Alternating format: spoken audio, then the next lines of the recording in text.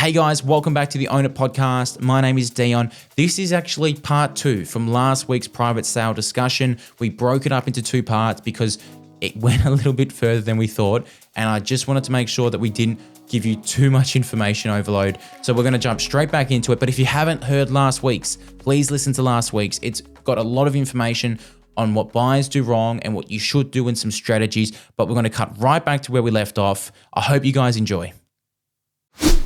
Now, this is something else you should do. I don't know why buyers don't do it, but they don't do it. This is, if you're going to take one thing away from this podcast, this episode, I would take this away. You will increase your chances of buying property dramatically if you just use this. If there's a sale by set date, just ask the agent. Someone has to call you last. Someone has to be the last person to speak to you before the deadline. Can I call you 10 minutes before the deadline to work out what I'm going to offer? I ask that question a lot. I very rarely ever have an agent push back because they can't. Someone does have to be last. Someone has to be the last person.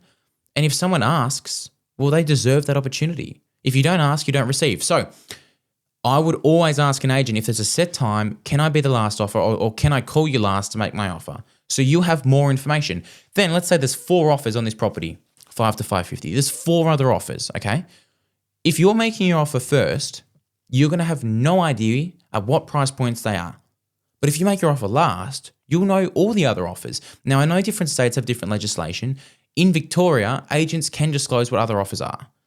But the reality is, even if they say they can't disclose, normally they still give indications. So I know in other states, they aren't allowed to say this is what the offer is, but they may still give you an indication on where you need to be. And you can ask for that. You can ask for an indication on where your offer would need to be. They can always say no.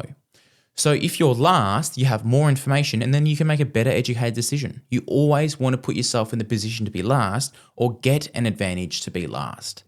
So in that circumstance, you call them up right before and you send your offer through 5 minutes beforehand. It is very unlikely another buyer is going to call them with 2 minutes to go, find out what you offered and then beat you. Now, sometimes they will also have a process afterwards where they say, everyone gets one chance. Everyone only can put in one offer, and then we're going to come back to all parties after we've spoken with the vendor. And this process can be a little bit frustrating. What you need to ask is, what order will you call the buyers after you speak to the vendor? This is the question you ask right at the start when you're confirming the process. This is a really important question. What process? Or what order? Because you need to make sure that they say the order from lowest to highest gets called. So we'll go back and we'll call the lowest. We'll tell them there's offers higher than theirs, and we'll work all the way up, okay? You need to ask that question because obviously if you're making the last offer before the deadline, you have the highest chance of being the highest offer. You need to make sure you secure, again, the last chance to make an offer after the deadline. And these little simple questions, can I be last? What's the order after the deadline? Can you call me last after the deadline as well if I give you the highest offer? Just asking some really simple questions like that will position you better than you might be at the moment. And what people, I guess, make the mistake of doing is they watch these TV shows where the negotiations are just all numbers and they're pretty much yelling and throwing offers down each other's throat. That's not reality. I can tell you right now, the best negotiators ask more questions and they talk about numbers less. It's simply about positioning yourself and getting more information. And if you can do that, you'll make a better educated decision when you make an offer. I heard of a story recently of someone paying 60 grand more than another buyer. It was a client of mine selling their place. I'm not going to disclose too much detail on it, but it just shows that a buyer obviously didn't ask enough questions, didn't understand the process well enough, that they go pay 60 grand more than they need to. So you just have to be really careful when you're making offers. You have to ask more questions. So that's some framework around an expressions of interest or a sale by set date. And you can understand how the positioning can put you in a really good position. Now, the sale process that gets a bit more frustrating is just a standard private sale where you put an offer in and then they're going to go to all the other buyers and say, we've got offers. And then sometimes they'll go back and forth between all groups. That is probably one of the most difficult processes. The biggest fear buyers have is that they're going to overpay because there's not another buyer. So let's break that down. One of the most common mistakes buyers make when it comes to the private sale process is that they just put an offer in and then they allow the agent to go shop their offer around with other buyers. That's really dangerous. Obviously, if you put an offer in and they go use that offer to extract another offer from another buyer, that is going to put you in a bad position. I've gone to so many opens where the agent will say to me, hey, we took an offer on this property earlier this week. If you want to make an offer, you'd have to make it soon. You don't want to give the agent any leverage against other buyers. So one of the most important things when making an offer on a private sale campaign is to put a time limit on your offer. So you'll say, I'm prepared to offer $550,000, but the offer is valid for 24 hours.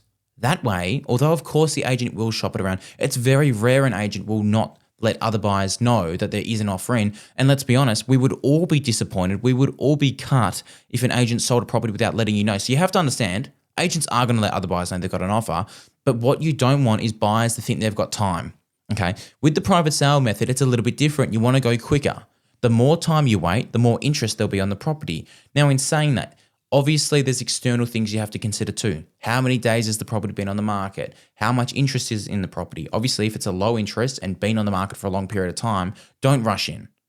But if it's been on the market for 2 days, your marketplace has high turnover, and there's 30 groups to the property, you don't really want to wait around. We've all been to a property, especially me, so many times. I go to a property and there's a buyer that is so red hot, so switched on that they make an offer so quick that we don't have time to properly do due diligence, discuss it, and work out if we want to make an offer or not. And so many times my client will say, look, let's just let this one go. It's too quick, right?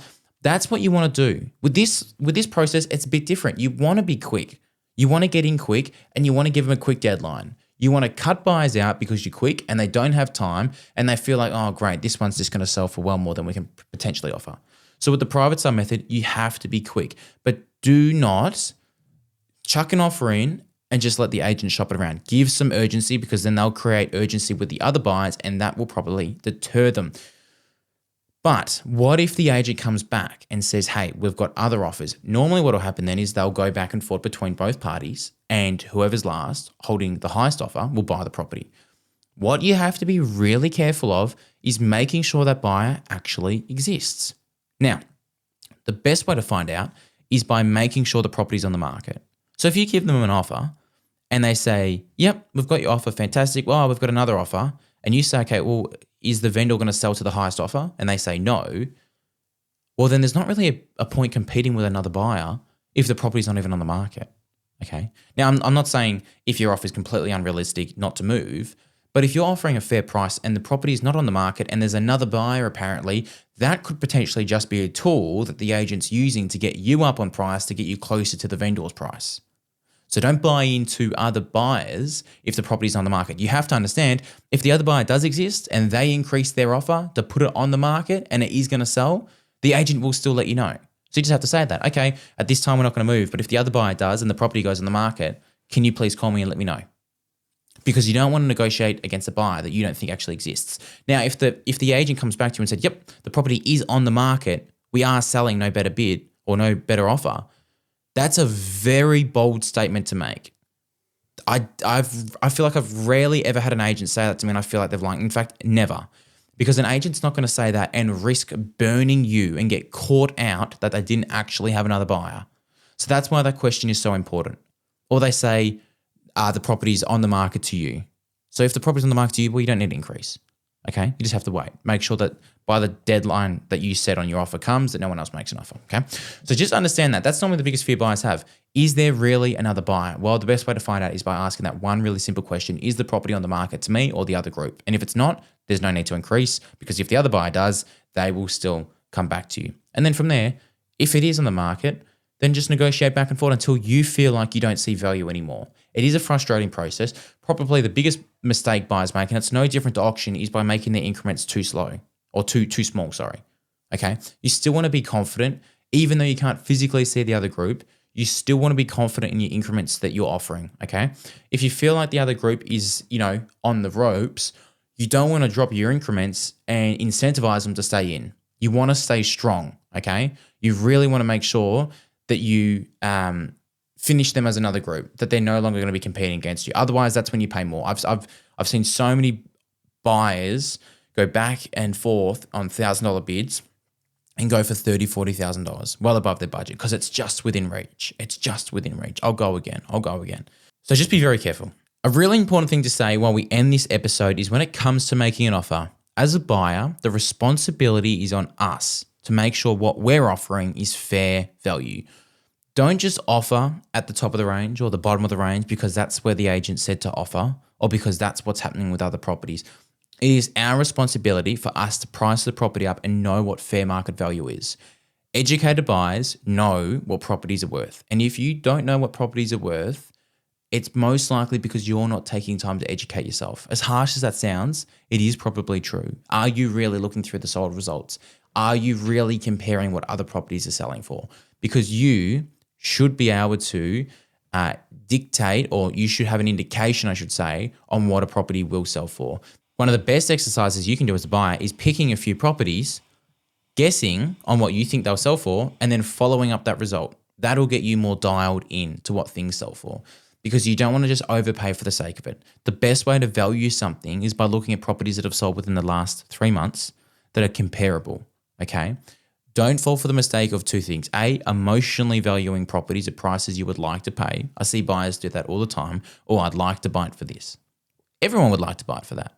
But the reality is you have to buy it for market value, okay? So you have to be able to understand what a property is worth without factoring any emotion into it.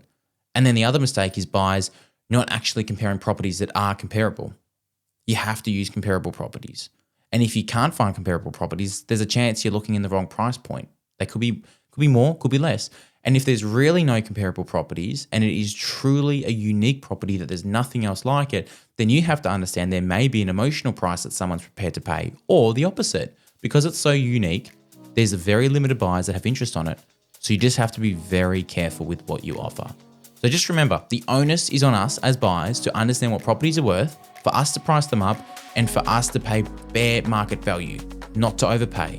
Hopefully this will help you when it comes time to making offers. Good luck. I hope you buy the property. If you need help, of course, you can always reach out to us. We'd love to help. But we'll catch you in the next episode. I'm looking forward to seeing you then.